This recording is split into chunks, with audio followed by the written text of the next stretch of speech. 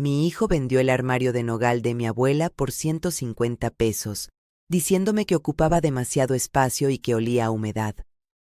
Me llamo Remedios. Tengo 75 años. Soy viuda y fui enfermera rural durante 40 años en los valles de Oaxaca. Lo que mi hijo ignoraba completamente era que un experto en antigüedades lo había valuado en $30,000 apenas 2 meses antes. El sol de las 2 de la tarde golpeaba sin misericordia las piedras del camino cuando yo regresaba del mercado. Venía cargando mi bolsa de ixtle con 2 chayotes, un manojo de epazote y medio kilo de frijoles negros que había comprado con el señor Abundio, el mismo que tiene su puesto junto a la fuente desde hace 30 años. Caminaba apoyándome en mi bastón de madera de mezquite, ese que Evaristo, mi difunto esposo, cortó y pulió con sus propias manos el invierno antes de que la enfermedad se lo llevara. Al doblar la última curva de tierra antes de llegar a mi puerta, algo me detuvo en seco. Había huellas profundas de llantas de camioneta en el suelo polvoriento de la entrada. El zaguán de madera pintado de verde estaba abierto de par en par, cosa que yo nunca hacía porque el perro del vecino entraba a revolcar la basura. En el suelo del corredor había un rastro de aserrín oscuro, virutas viejas y pedazos de barro seco que manchaban las losetas de talavera que yo misma había fregado esa misma mañana de rodillas. Entré despacio. Mis pies conocen cada baldosa de esta casa desde hace más de 45 años. El presentimiento que me apretó el estómago no era pánico, sino esa certeza fría que desarrollan las enfermeras después de décadas de ver lo inevitable acercarse sin poder detenerlo. No tuve que caminar mucho para confirmar lo que ya sabía. La puerta de madera de mi recámara estaba abierta de par en par. El rincón junto a la ventana, ese donde había descansado durante décadas la pieza más importante de toda mi vida, estaba completamente vacío. Solo quedaba un rectángulo de pintura más oscura en la pared, nítido como una cicatriz, y unos rasguños feos y profundos en el piso de madera, que Evaristo barnizó 3 veces antes de quedar satisfecho con el resultado. El cuarto se sentía diferente, más pequeño, más hueco, como cuando se muere alguien y el aire de la casa cambia para siempre. Mi hijo Heriberto y su esposa Consuelo estaban en la cocina. Podía escuchar el ruido de la licuadora y las risas flojas de los dos, ese tipo de risa que tiene la gente que no ha hecho nada útil en todo el día. Caminé hacia allá sintiendo cómo el coraje me fue enderezando la espalda vértebra por vértebra, borrando de golpe el cansancio de las piernas y el dolor crónico de mis rodillas que el reumatismo me ha regalado con generosidad estos últimos años. Heriberto estaba sentado en la silla de plástico junto a la mesa de fórmica, contando billetes arrugados con esa concentración que nunca le vi cuando estudiaba en la secundaria. Eran billetes pequeños, de los más corrientes, sucios y doblados, como si hubieran pasado por muchas manos antes de llegar a las suyas. Consuelo, con su bata de poliéster estampada de flores que siempre huele a ese perfume dulzón que compra en el tianguis, se estaba pintando las uñas de un color naranja que a mí me parece más propio de una señal de tráfico que de una mano femenina. ¿Dónde está el armario de mi abuela?, pregunté. Mi voz no tembló ni un solo milímetro. Nunca lo hace. 40 años poniendo inyecciones, dando malas noticias y calmando a familiares desesperados en los pasillos de la clínica rural, me enseñaron a dominar el tono de mi voz mejor que cualquier otra cosa en este mundo. Heriberto pegó un brinco en la silla, soltando los billetes sobre la mesa como si de repente le hubieran quemado los dedos. Me miró con esa sonrisita de medio lado que tiene desde chiquito, esa expresión de niño que sabe que hizo algo malo, pero confía en que su cara bonita lo va a salvar. A sus 47 años, con las sienes ya grises y la barriga empezando a asomarse por encima del cinturón, esa sonrisa ya no le queda tan bien como antes. «Ay, mamá, no empieces con tus dramas», dijo agitando la mano en el aire como espantando una mosca. Pasó el señor Macedonio, ese que compra fierro viejo en el barrio de abajo, y se lo llevó. Te hice un favor enorme. Ese mueble apestaba a encierro y a naftalina. Nadie en su sano juicio quiere esas antigüedades tan aparatosas hoy en día. Ocupaba la mitad de tu cuarto. Ahora tienes espacio para poner una cómoda nueva de esas modernas, con espejo grande. Hasta te ves mejor con más luz en el cuarto. Consuelo no levantó la vista de sus uñas, pero sopló sobre ellas con cuidado y añadió con ese tono nasal que usa cuando pretende ser razonable. Es que tiene razón, doña Remedios. Ese trasto tan viejo le daba un aspecto muy fúnebre a la casa. Hay que modernizarse. Además, con los 150 pesos que nos dieron por la madera alcanzamos para comprar el aceite y el azúcar de la semana. Ya ve que todo sirve. 150 pesos. Miré los billetes sobre la mesa. 150 pesos miserables por la obra más hermosa que he visto hacer con estas manos en toda mi vida. Evaristo, mi marido difunto, no era un carpintero de oficio. Era técnico en electricidad de profesión, pero tenía en las manos ese don natural que no se aprende en ninguna escuela.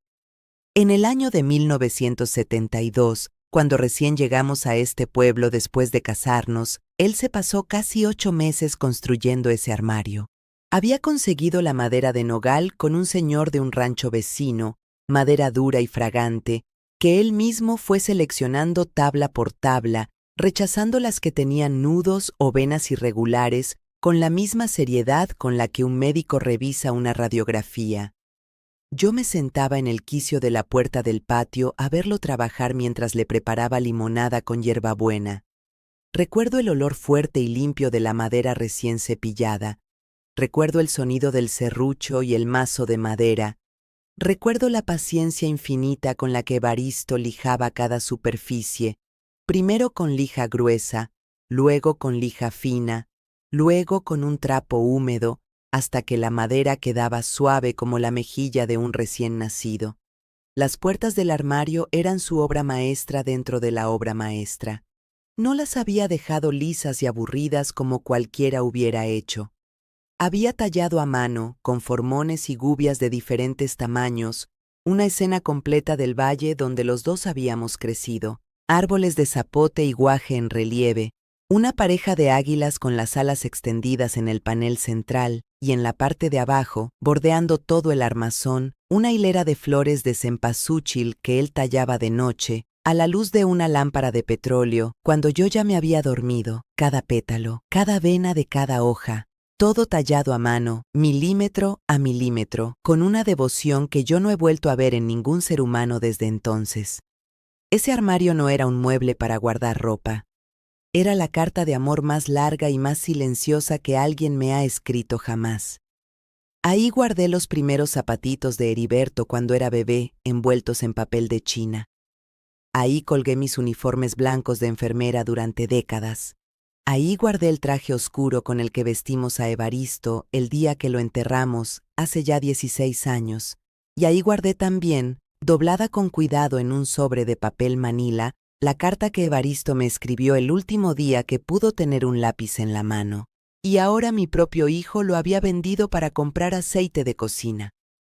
La rabia que sentí en ese momento no tenía nada que ver con el llanto. Yo no soy una mujer que llora con facilidad.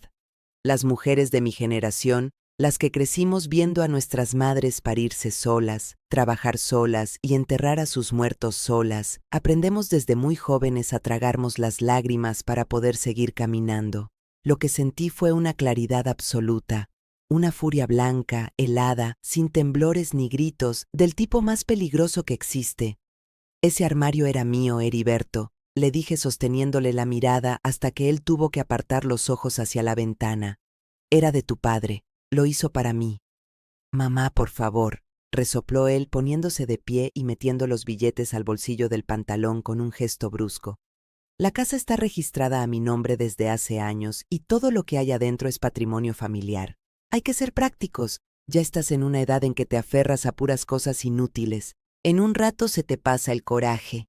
Siéntate a tomar agua y descansa, que andas acalorada. Me di la vuelta sin decir ni una palabra más. No tiene ningún caso discutir con la ignorancia. La ignorancia no tiene orejas, solo tiene boca. Mientras caminaba de regreso a mi cuarto, escuché a Consuelo murmurar a mis espaldas con su voz de televisión. ¡Ay, los viejos y su apego a las cosas! Todo lo quieren guardar como si fueran bodega, pura basura acumulada. Entré a mi recámara y cerré la puerta con cuidado. Me acerqué al espacio vacío junto a la ventana. Todavía podía oler la madera de nogal. No era humedad ni naftalina, como decía el ignorante de mi hijo. Era ese aroma profundo, oscuro y cálido que tiene la madera buena cuando ha vivido en un lugar durante décadas. Un olor que los tableros de melamina que ahora ponen en todas las casas no podrán igualar nunca en ninguna vida. Me senté en el borde de mi cama y respiré hondo varias veces, dejando que el pulso se me normalizara. Luego me levanté y fui hasta el baúl pequeño de pino que tengo en el rincón, debajo de la ventana. Es un baúl viejo, sin valor aparente, que Heriberto y Consuelo han ignorado siempre porque es demasiado pequeño y demasiado ordinario para llamarles la atención. Adentro guardo mis cosas verdaderas, mis documentos originales de enfermería, una caja de fotografías de Evaristo que no tienen precio en ninguna moneda del mundo, y mi colección. A lo largo de mis 40 años como enfermera, cada vez que ahorraba un poco de dinero extra, yo compraba instrumentos médicos antiguos, estetoscopios de colección, termómetros de mercurio de principios del siglo pasado en sus estuches de cuero original, un tensiómetro de los años 30 con su manómetro de latón y su perilla de goma que todavía funciona.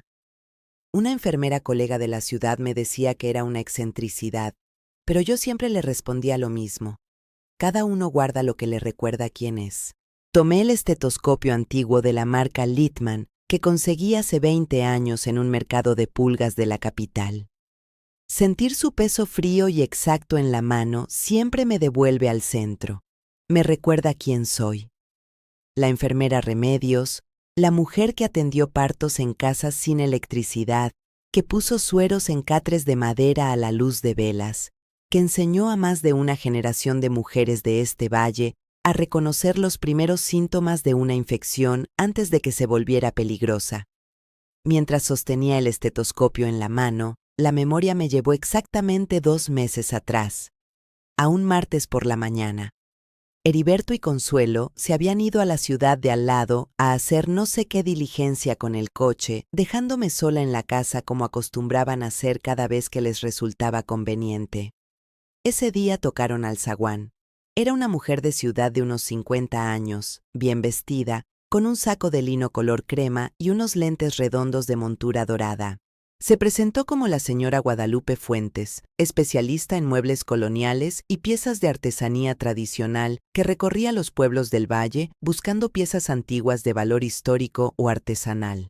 Alguien en la plaza le había dicho que la enfermera viuda del Callejón de los Jazmines tenía algunos objetos interesantes en su casa. La dejé pasar y le ofrecí café de olla. Mientras revisaba los estantes de la sala donde tengo mis libros de medicina y enfermería, me pidió permiso para asomarse al resto de la casa. Fue entonces cuando, desde la puerta abierta de mi recámara, vio el armario de nogal de Evaristo. La señora Guadalupe Fuentes se detuvo en seco en el pasillo. Se le cayó al suelo el maletín de cuero que traía colgado del hombro y no se agachó a recogerlo de inmediato, cosa que me dijo más sobre su estado de asombro que cualquier palabra. Pidió permiso para acercarse. Sacó del bolsillo interior de su saco una lupa pequeña de mango de nácar y examinó las puertas talladas durante casi 25 minutos. Pasó los dedos con cuidado por las flores de cempasúchil en relieve. Inspeccionó las bisagras de hierro forjado a mano. Olió la madera por dentro. Golpeó suavemente los paneles laterales con los nudillos para escuchar el sonido que producían.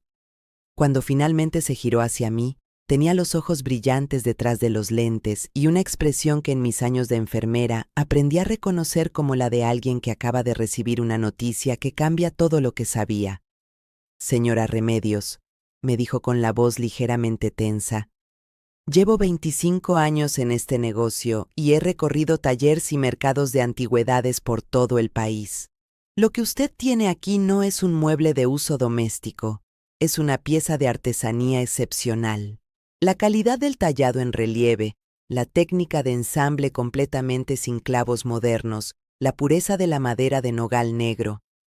Esto pertenece a una colección privada de alto nivel o a un museo regional.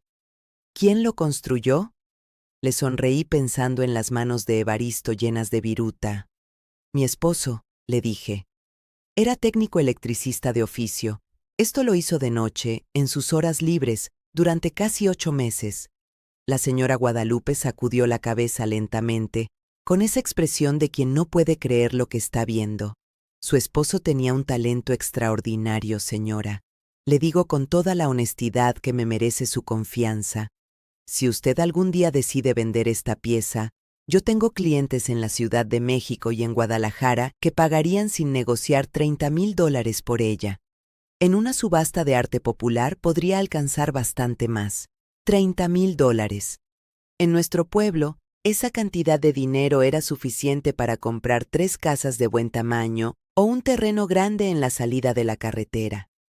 Le agradecí a la señora Guadalupe su honestidad y le dije que el armario tenía un valor sentimental que ninguna cantidad de dinero podría compensar y que no planeaba venderlo bajo ninguna circunstancia.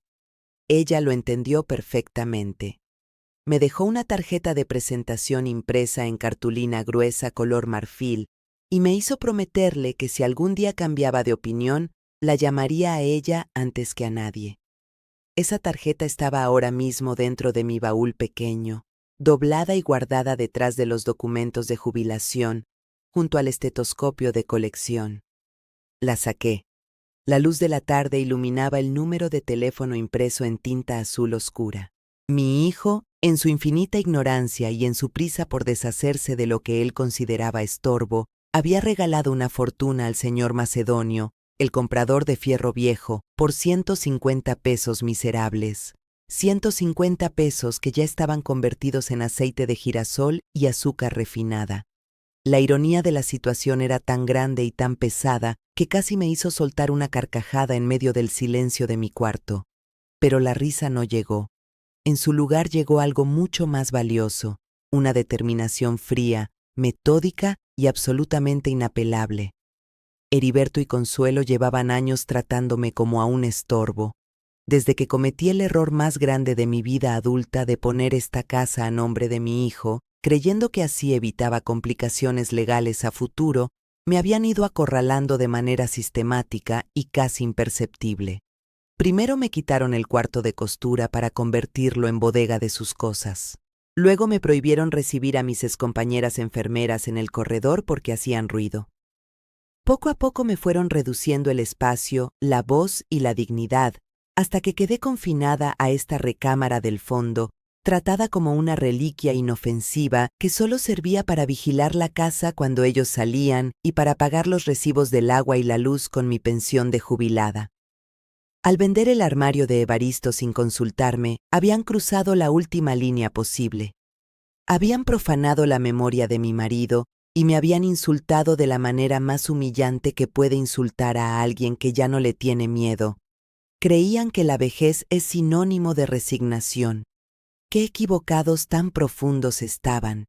La vejez, cuando la mente está clara, no es debilidad, es paciencia acumulada. Es saber exactamente cuándo jugar cada carta sin mostrar la mano antes de tiempo. Yo había pasado 40 años tomando decisiones bajo presión, en condiciones de emergencia, con vidas humanas dependiendo de la claridad de mi cabeza. Heriberto y Consuelo no eran ninguna emergencia, eran un problema administrativo con solución perfectamente calculable. No iba a salir a la cocina a gritar la verdad. No iba a decirles que acababan de regalar $30,000 a cambio de 150 pesos de aceite y azúcar. Eso habría sido un error estratégico imperdonable. Les habría dado tiempo de correr a buscar al señor Macedonio e intentar recuperar el armario para venderlo ellos mismos y quedarse con todo el dinero. No. Heriberto y Consuelo no verían ni un solo centavo de ese armario. El dinero, por supuesto, no era lo más importante. Lo más importante era la justicia y la libertad, pero el dinero sería la herramienta exacta para conseguir ambas cosas. Guardé la tarjeta de la señora Guadalupe dentro del escote. Me puse de pie, me alisé la falda de mi vestido de algodón azul marino, tomé mi bastón de mezquite y salí de la recámara caminando derecha por el pasillo. Pasé frente a la cocina sin voltear. Escuché a Heriberto preguntar con la boca llena de algo. ¿A dónde vas, mamá? Ya va a oscurecer. No le respondí. Seguí mi camino hasta el pequeño cuarto de entrada, donde tenemos el teléfono fijo de disco negro, que yo misma insistí en conservar cuando Heriberto quiso tirarlo hace 3 años diciendo que era una antigüedad inútil.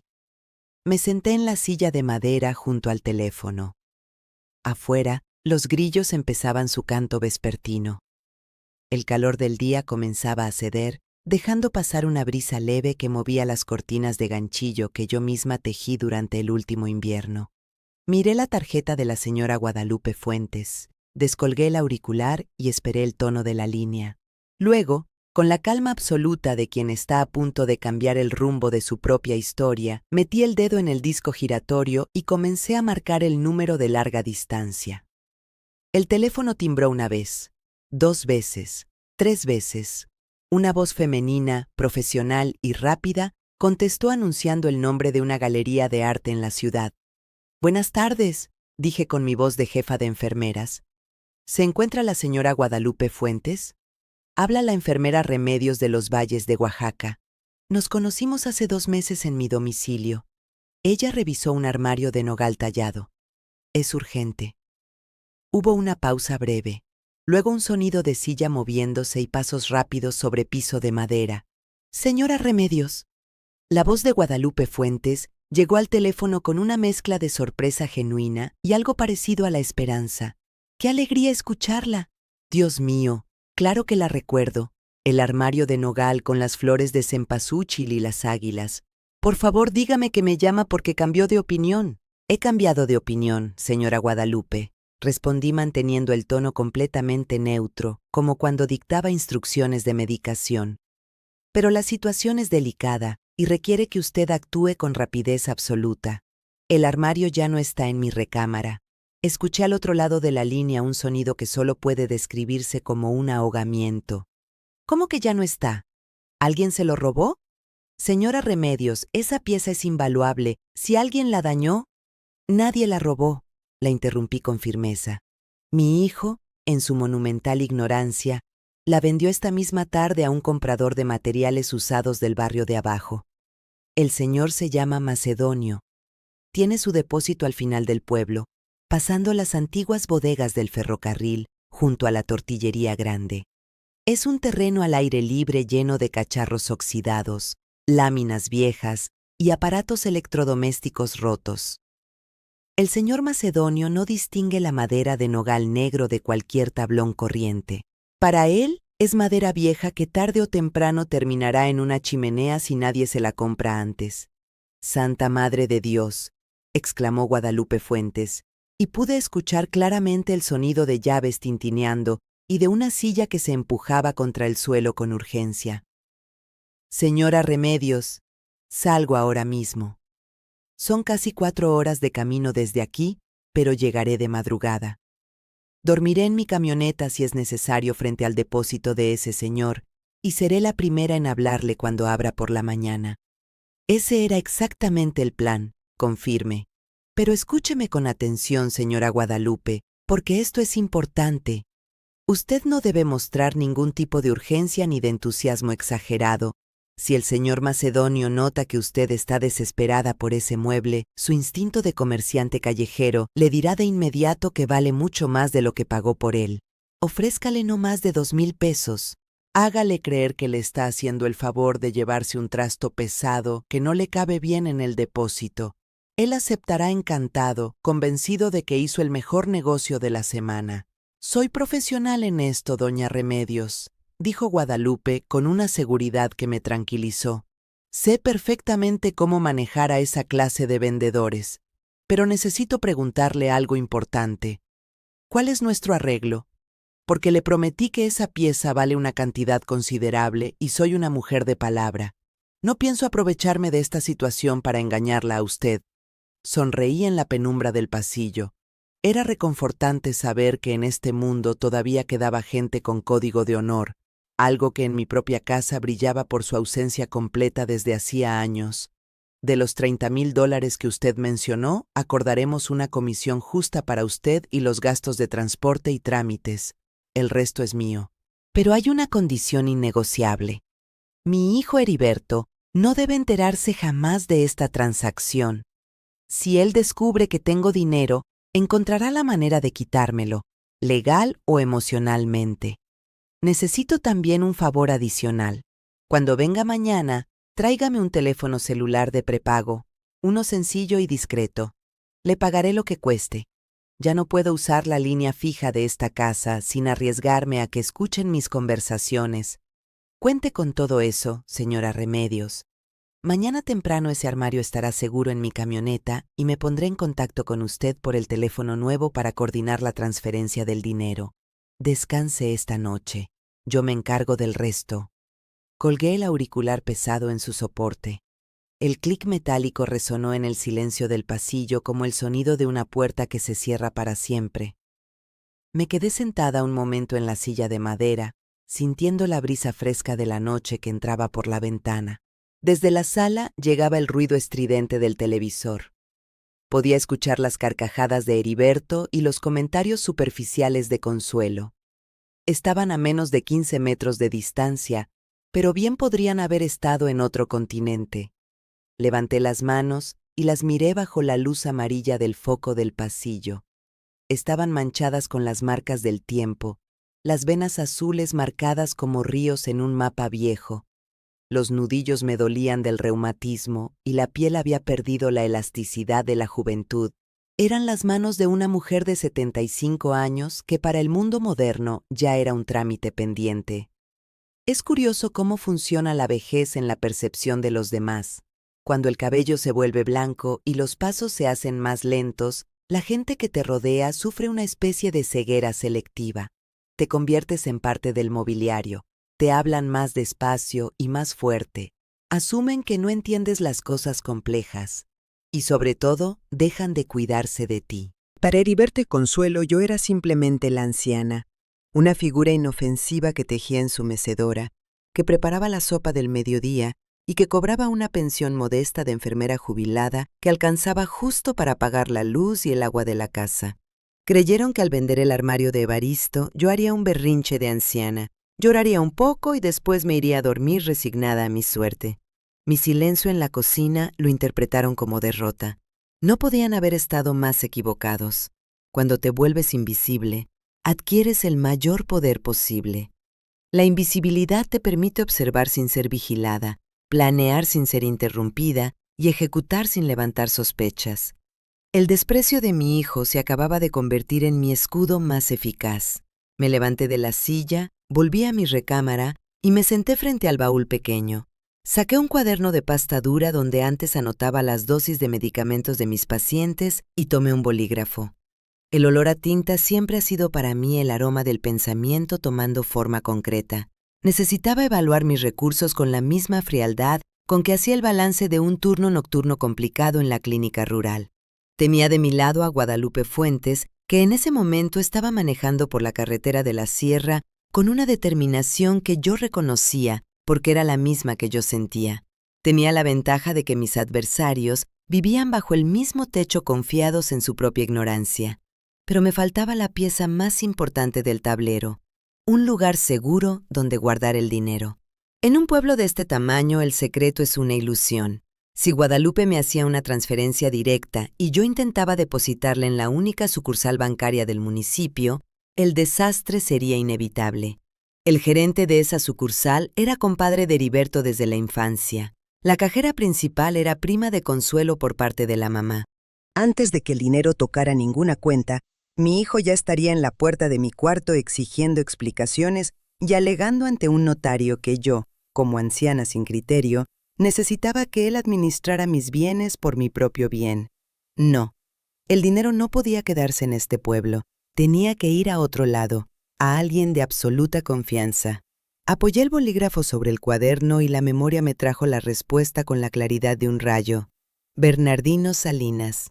Bernardino había sido mi paciente cuando tenía 12 años, un niño flaquito con anemia severa que vivía en un rancho a 8 kilómetros del pueblo y que venía a la clínica caminando solo, con los pies envueltos en trapos cuando se le rompían los guaraches.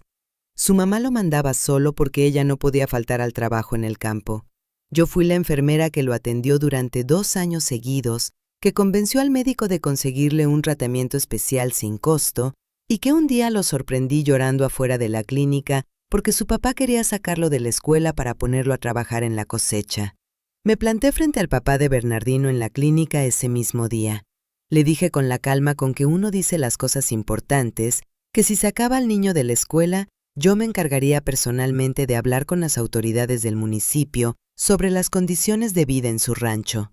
Le ofrecí pagar de mi propio bolsillo los materiales escolares del niño y sus pasajes a la cabecera municipal para los exámenes. El papá, más por miedo que por convencimiento, aceptó. Yo le compré a Bernardino sus primeros cuadernos nuevos. Lo preparé para el examen de secundaria con fotos médicas y enciclopedias prestadas de mi propia biblioteca. Le di el dinero del pasaje cuando viajó por primera vez a la ciudad a presentar el examen de ingreso a la preparatoria. Bernardino nunca olvidó nada de eso. Cada año, puntual como el amanecer, me llegaba una llamada telefónica el día de la enfermera. Con los años, el niño de los pies envueltos en trapos se convirtió en contador público certificado y ascendió en el mundo financiero con una consistencia que yo atribuía directamente a esa cabeza matemática que siempre tuvo. Hoy Bernardino Salinas era el director de una institución bancaria de alcance regional en la ciudad vecina, a casi 90 kilómetros de aquí. Escribí su nombre en el cuaderno con letra firme y clara. Bernardino sería mi bóveda personal. Él abriría una cuenta a mi nombre con todos los blindajes necesarios, donde solo mi firma y mi voz tuvieran autoridad real. Guadalupe le haría la transferencia directamente. Todo ocurriría fuera del conocimiento y del alcance de Heriberto. Una vez que el dinero estuviera asegurado, vendría la parte más importante, la parte que había estado esperando sin saberlo durante muchos años.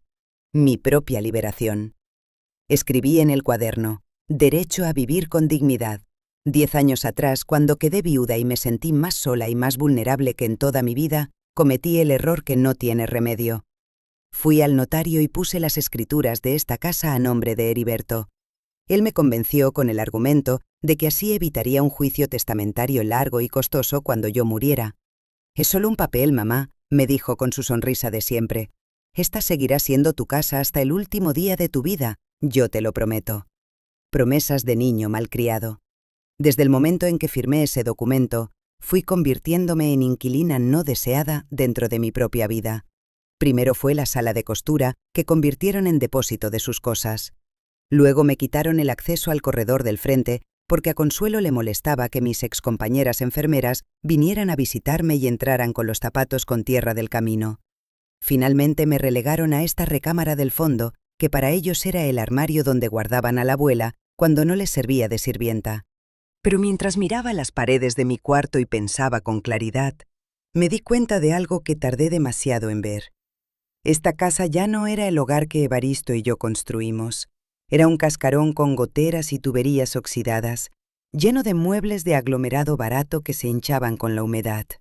Heriberto era un hombre que trabajaba a medias en un taller mecánico del barrio y se gastaba lo poco que ganaba en cervezas y deudas. Consuelo soñaba con comodidades que veía en las revistas y compraba cosas en abonos que nunca terminaba de pagar. La casa se estaba deteriorando porque ninguno de los dos sabía lo que significaba mantener algo con esfuerzo propio.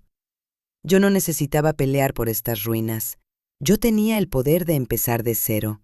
Con el dinero del armario de Evaristo, podía comprar una casa pequeña en el fraccionamiento nuevo para personas mayores que habían construido a las afueras de la capital del estado. Una casa de una sola planta, sin escaleras que lastimaran mis rodillas, con buena plomería, con jardín para plantar las plantas medicinales que siempre me gustaron, con vecinos tranquilos y con el silencio que merecía después de 40 años de noches ruidosas en la clínica rural. Podía contratar a alguien que me ayudara con las cosas pesadas cuando el reumatismo me lo pidiera. Podía ir al mercado de artesanías cuando quisiera. Podía invitar a mis antiguas compañeras enfermeras sin que nadie me lo prohibiera. Podía tomar café en tazas de porcelana de verdad, no en los vasos de peltre abollados que Consuelo me dejaba en la cocina como si yo fuera la gata. El plan era de una geometría perfecta y limpia. Yo desaparecería de sus vidas llevándome conmigo el único ingreso constante que mantenía a flote esa casa hundiéndose. Los dejaría solos con el inmueble a su nombre, con el techo que se filtraba, con las tuberías que goteaban, con los recibos sin pagar, con las deudas de los muebles en abonos. Habían vendido el amor el talento y el legado de Evaristo por 150 pesos para comprar aceite. Habían despreciado mi presencia y mi dignidad durante años. Pues bien, ahora tendrían exactamente lo que querían, la casa para ellos solos, sin la vieja estorbando. Cerré el cuaderno, guardé el bolígrafo, me recosté en la cama sin quitarme la ropa y cerré los ojos esperando el amanecer con la paciencia de hierro que solo da la certeza de tener razón. El canto ronco del gallo del señor Pío V me despertó cuando el reloj de cuerdas marcaba las 5:30 de la mañana.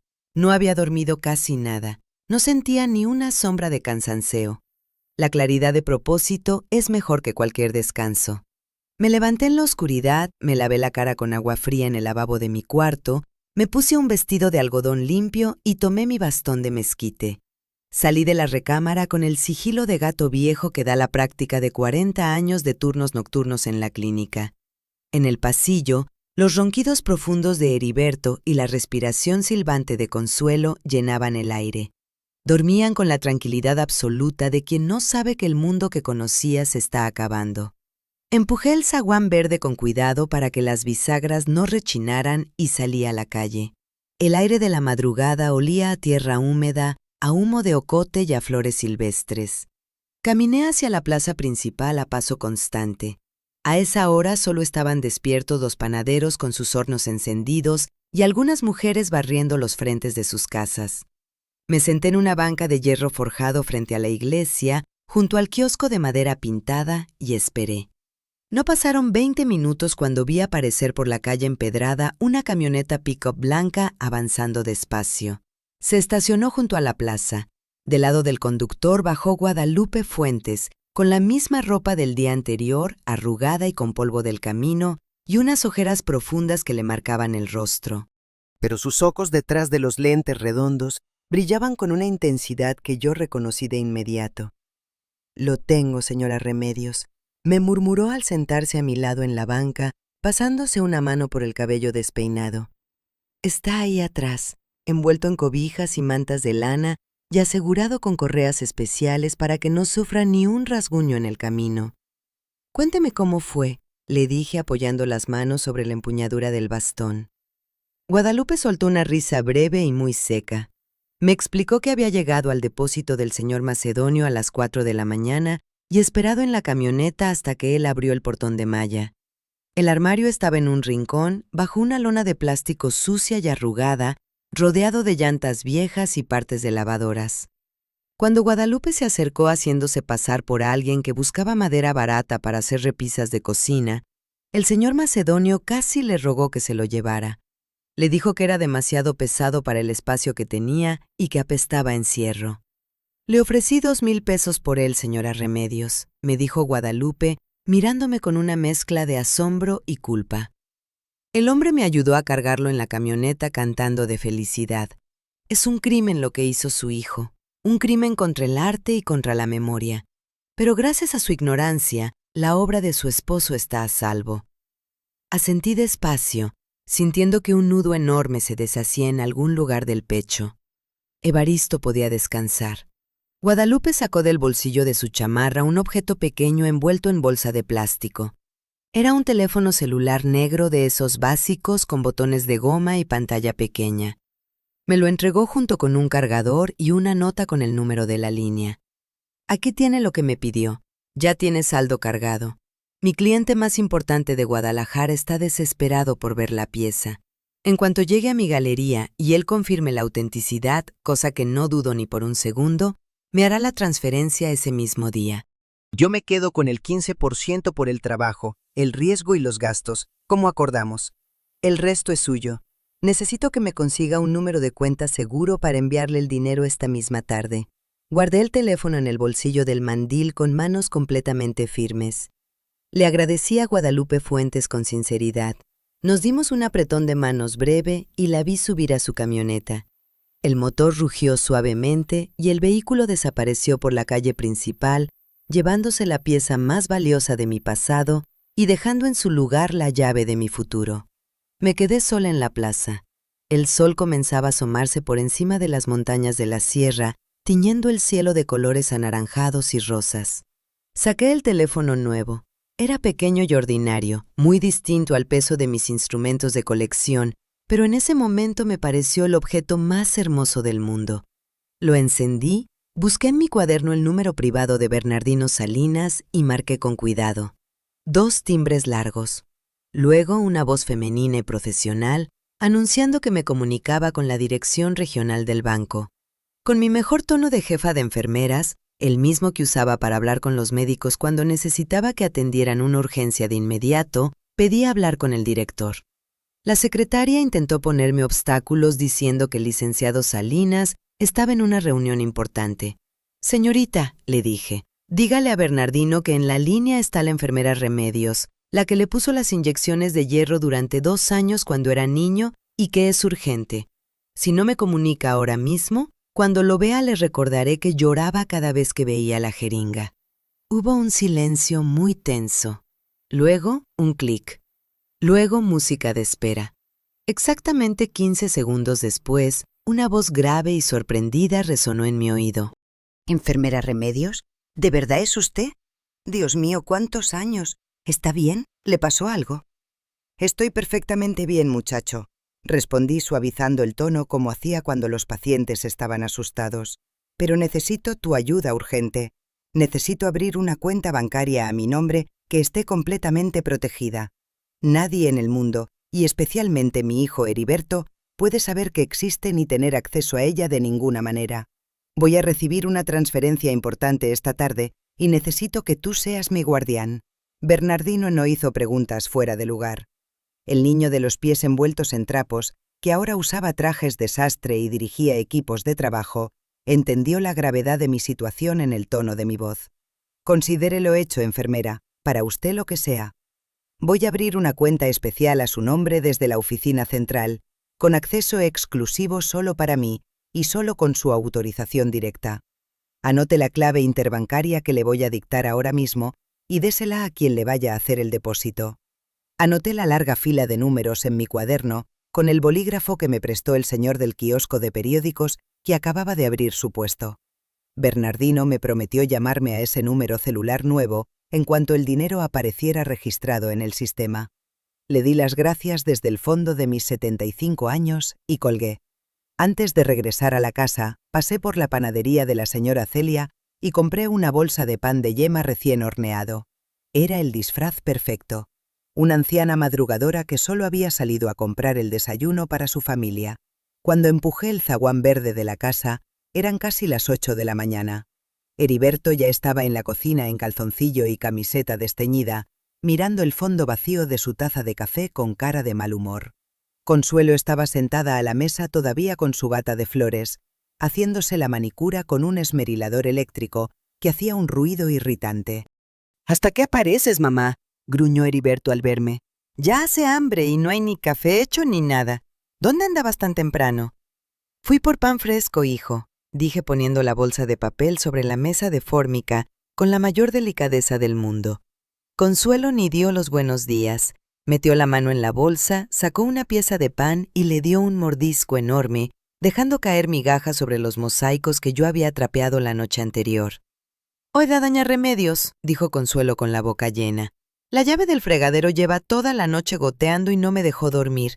A ver si con su pensión llama hoy mismo al plomero, porque si el agua se sale me va a arruinar las cajas de zapatos que tengo debajo del fregadero». Heriberto asintió dándole un trago a un vaso de leche fría.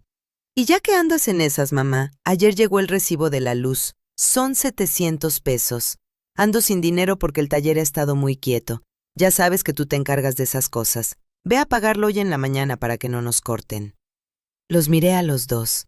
Estaban sentados en mi cocina comiendo el pan que yo había comprado, exigiéndome que usara mi pensión de jubilada para pagar los servicios de una casa que ellos dejaban pudrirse de pura comodidad. Cualquier otro día esa escena me habría provocado un dolor de cabeza del coraje. Ese día, en cambio, sentí una paz helada y reconfortante. Era la paz de quien sabe que el verdugo ya tiene la soga al cuello sin haberse dado cuenta. «Claro que sí, Mauricio», respondí con una mansedumbre que casi me dio asco a mí misma. «Dame el recibo, yo lo arreglo. Y no te preocupes por el fregadero, Consuelo. Yo me encargo de que todo quede solucionado muy pronto». Heriberto me miró de reojo con su sonrisita de suficiencia. Creía que mi docilidad confirmaba que tenía el control absoluto de la situación. Durante los siguientes 3 días, me dediqué a preparar mi retirada con la precisión de una cirujana de sala de operaciones. Frente a ellos continué mi rutina de anciana invisible. Barré el patio, lavé sus platos sucios, me senté en mi mecedora a tejer, mientras ellos veían sus programas de concursos a todo volumen. Pero dentro de mi recámara, la historia era completamente otra. Saqué del fondo de mi closet la maleta de cuero que Evaristo me regaló en nuestro 20º aniversario de casados. No era grande, pero tenía el tamaño exacto para todo lo que verdaderamente importaba. Con movimientos metódicos y silenciosos, comencé a empacar. No me interesaban las sábanas viejas ni los adornos acumulados, solo lo esencial. Mis 2 vestidos de mejor corte, un par de zapatos cómodos, mis suéteres de lana para el frío de la sierra y todos mis documentos personales. Luego fui al baúl pequeño y acomodé con cuidado mis instrumentos médicos de colección en su interior.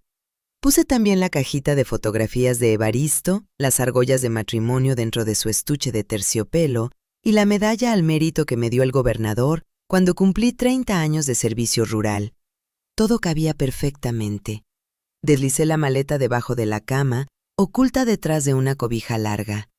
El cuarto parecía intacto, pero yo ya no vivía ahí en realidad. La tarde del tercer día, una tormenta de verano cayó sobre el pueblo con furia de temporal. El techo de la sala, que Heriberto llevaba 1 año negándose a impermeabilizar por pura flojera, cedió ante el peso del agua. Escuché el grito agudo de Consuelo desde mi recámara cerrada. Salí al pasillo y la vi parada en medio de la sala con las manos en la cabeza. Una gotera del grosor de un dedo caía directamente sobre su televisor de pantalla plana y salpicaba los muebles de aglomerado que ya comenzaban a hincharse en las esquinas como galletas en leche. Heriberto llegó corriendo desde la cocina tropezando con sus propias sandalias. Me vio parada en el umbral del pasillo, apoyada en mi bastón, observando el caos con expresión completamente neutral. «Mamá, no te quedes ahí parada», me gritó con el agua escurriéndole por la frente. Ve a buscar más trapos y vas a tener que sacar dinero de tus ahorros para pagarle al albañil mañana mismo. El techo se está cayendo. Lo miré fijamente a los ojos sin moverme un centímetro. Ya no tengo dinero, Heriberto, dije con una calma que contrastaba violentamente con el ruido de la lluvia. Pagué la luz, compré la despensa de la semana y mi pensión se terminó. Si la casa se está cayendo, tendrás que arreglarla tú. Al fin y al cabo, las escrituras están a tu nombre. Es tu responsabilidad legal. Heriberto se quedó con la boca abierta sosteniendo un trapo empapado, tan acostumbrado a que yo resolviera todo que mi negativa lo dejó completamente paralizado. Consuelo me miró con odio desde el otro lado de la sala, pero no dijo nada. Me di media vuelta, regresé a mi recámara y cerré la puerta, dejando que sus gritos y reclamos se ahogaran bajo el sonido de la tormenta. Me senté en el borde de la cama. Entonces sentí una vibración contra mi muslo. El teléfono celular nuevo. Lo saqué del bolsillo y lo acerqué al oído. Enfermera Remedios, era la voz de Bernardino Salinas, clara y llena de satisfacción. La transferencia internacional acaba de ser procesada y acreditada en su cuenta especial. La señora Fuentes cumplió su palabra a la perfección. Después de descontar la comisión acordada, el saldo disponible en su cuenta es de exactamente $25,400, que al tipo de cambio de hoy representan un poco más de 480,000 pesos mexicanos. Nadie en el mundo sabe que ese dinero existe, excepto usted, la señora Fuentes y yo. Cerré los ojos un momento. El peso de los años de humillación, del miedo a la vejez desprotegida y de la tiranía silenciosa de mi propio hijo se disolvió en el aire de la recámara como si nunca hubiera existido. Gracias, Bernardino. Mañana a primera hora tomo el primer autobús hacia la ciudad para firmar los documentos en tu oficina. Aquí le espero, enfermera, con el café de olla que a usted le gusta, oscuro y con poca azúcar. Colgué el teléfono y me puse de pie. Caminé hasta el pequeño espejo de la cómoda. La mujer que me devolvió la mirada no era la viuda encorvada que cargaba en silencio las deudas ajenas. Era la enfermera Remedios, una mujer que acababa de comprar su libertad con la herencia que su marido había tallado pétalo por pétalo a la luz de una lámpara de petróleo hace más de 50 años. La mañana siguiente salí de mi recámara a las 7 en punto con mi bolso negro colgado del antebrazo y mi maleta de cuero siguiéndome sobre las losetas del pasillo. El ruido de las ruedas hizo que Heriberto se asomara desde la cocina, con manchas de yeso en la camiseta y una expresión de mal humor permanente. Consuelo venía detrás de él con los brazos cruzados.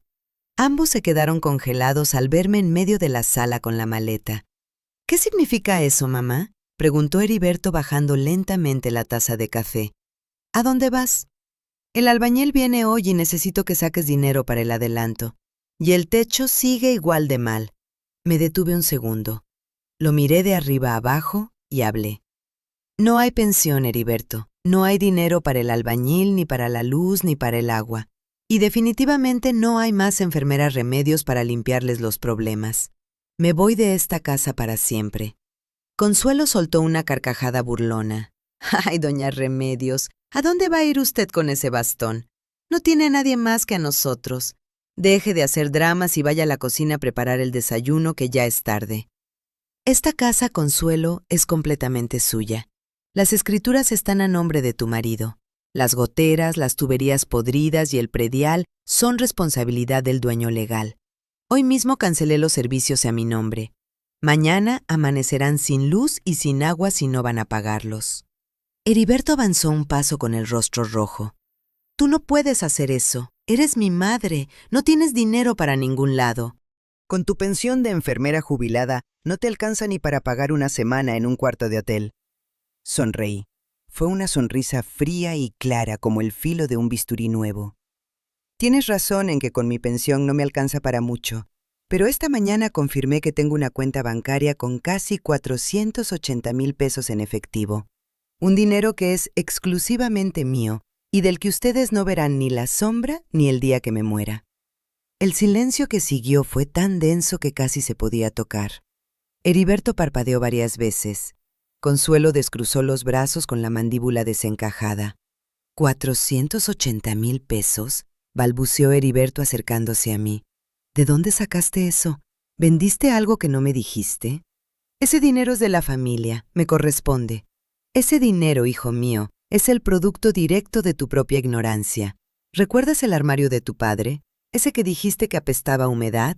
¿Ese que le vendiste al señor Macedonio por 150 pesos para comprar aceite de cocina? Pues resulta que ese armario era una obra maestra de ebanistería que un especialista en antigüedades valuó en $30,000. Tú lo regalaste a un comprador de chatarra. Yo lo recuperé a través de ella y vendí legalmente lo que tú tiraste a la basura. Consuelo dejó escapar un sonido que nunca había escuchado salir de una garganta humana y se tapó la boca con las dos manos.